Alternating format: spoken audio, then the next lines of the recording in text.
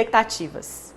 Eu sei que eu escolhi um assunto delicado para estar falando hoje, porque a minha proposta é a seguinte: quanto menos expectativas a gente fizer acerca de alguma coisa, menor a chance vai ser de que a gente possa se decepcionar. A gente tem que como prever algumas coisas baseado em evidências, em situações que a gente viu acontecer e que a gente sabe mais ou menos como elas vão se comportar no futuro. Mas a gente não tem o dom de prever o futuro. A gente tem o dom de promover o futuro que a gente quer. Mas as nossas expectativas, elas funcionam, entre aspas, como uma forma de proteção. Então, por exemplo, se eu sou uma pessoa mais pessimista, se eu acredito que tudo vai dar errado, ou se eu tenho muito medo de exposição e tenho muito medo de correr riscos, as minhas expectativas em relação a qualquer situação nova que eu vá tentar, elas são terríveis. Se eu sou uma pessoa muito desejosa, muito fantasiosa, eu também posso ter um problema. Por quê? Porque as minhas expectativas, elas são tão altas que jamais eu vou conseguir atingi-las. Por isso, eu prefiro viver no mundo da fantasia. Então, por isso é que eu estou propondo que, na verdade, assim, a gente precisa, e eu tenho falado disso ao longo dos vídeos, a gente precisa de uma dose, na verdade, de equilíbrio. Se eu não consigo evitar a expectativa, eu preciso encontrar um raciocínio, eu preciso encontrar evidências que me sugiram que aquela minha expectativa, ela é possível. Para isso, o que eu preciso? Bom, primeiro eu preciso trabalhar com o meu autoconhecimento. Para que eu faça qualquer tipo de expectativa, seja em projeção profissional, seja se eu vou me dar bem ou vou me dar mal, seja falando com alguém, seja me reportando a um chefe, seja num ambiente familiar, eu preciso saber, na verdade, assim, o que eu sou, o meu potencial. Eu estou em dia com o meu potencial, eu sei o que eu dou conta, eu já testei para saber, porque se eu não testo, eu não tenho a dimensão do meu potencial. E aí eu fico com uma visão totalmente ilusória daquilo que eu acredito ser possível. Então, assim, o que a gente tem que ter cuidado? Aí eu acho que o mundo tem que estar feito para mim, eu quero coisas que eu não estou planejando que aconteçam. Eu quero que aconteçam coisas na minha vida para as quais eu não investi. Portanto, as minhas expectativas, elas vão ser irreais, elas vão ser desproporcionais. E aí é o que eu falei, a dificuldade é como é que eu saio desse mundo de fantasias que eu criei para efetivamente no dia a dia construir o mundo que eu quero. O outro patamar é aquele da visão catastrófica do mundo. Então, assim, eu sempre tenho uma expectativa de que tudo vai dar errado. E eu acho que se eu trabalhar com isso, eu tenho algum controle sobre o ambiente. Então, assim, eu imagino a situação, eu me projeto dentro da minha imaginação e eu já não faço porque eu já sei qual vai ser o resultado daquilo. Então, assim, o que a gente precisa? De uma visão mais acurada da realidade. E aí, assim, por exemplo, no momento que a gente está agora, o que eu preciso? De dados precisos? Aí o que acontece? Se eu pego só informações, porque eu tenho dois tipos de informação.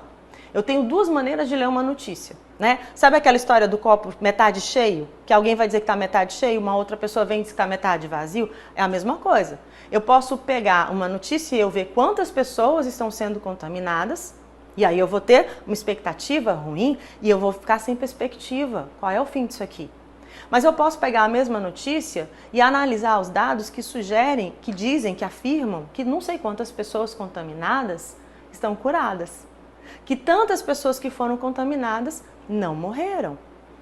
Como é que eu vou me sentir? Se você analisar uma notícia e outra notícia, as duas são verdadeiras. Então, aqui eu estou lembrando que a gente precisa trabalhar com o nosso foco. Aquilo que eu escolho focar. Porque aquilo que eu escolho focar, ele vai dar a dimensão da minha expectativa, do meu comportamento, da minha atitude e daquilo que eu vou receber do meio. Então, assim, a gente precisa, assim, estar o tempo todo atento ao nosso processo. A gente precisa ter consciência, por exemplo, relativamente dos nossos medos, das nossas fantasias, das nossas expectativas negativas acerca da nossa possibilidade de crescimento, acerca do que o mundo espera de nós. A gente precisa conhecer o nosso potencial para que a gente possa testar o nosso poder de experimentação. O que eu posso afirmar enquanto psicóloga é que, assim, viver pela metade é muito sem graça, é insípido. Porque assim, eu fico tentando controlar tudo através da minha mente e isso nunca vai me dar a dimensão da realidade.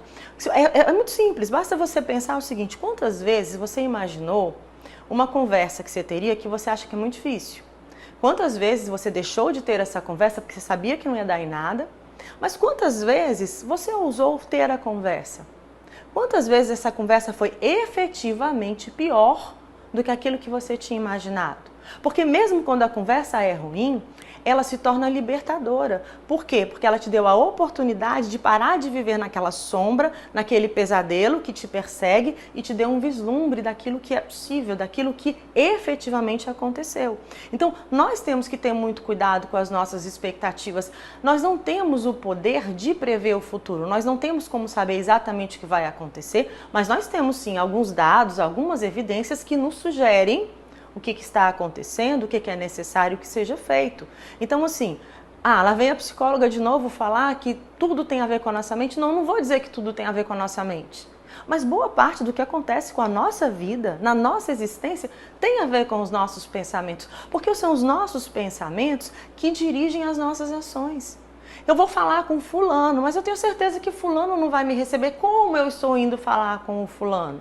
Qual é a minha atitude? E muitas vezes eu nem vou falar com o fulano porque eu já sei que não vai dar certo. Então, assim, eu acredito sim que boa parte dos nossos sofrimentos tem muito mais a ver com o nosso processo de pensamento, com aquilo que nos serve de aprisionamento, né, do que com a situação em si. E se a gente vive a situação em si, pelo menos a gente tem a sensação de que a gente está vivendo de verdade. Então, vamos ter consciência de quais são os meus dramas que se repetem constantemente. Quais são os medos que eu sempre tenho? Quais são os padrões que eu venho repetindo ao longo dos últimos anos? E o que eu posso afirmar é o seguinte: se eu repito um padrão, eu provavelmente vou ter a mesma resposta.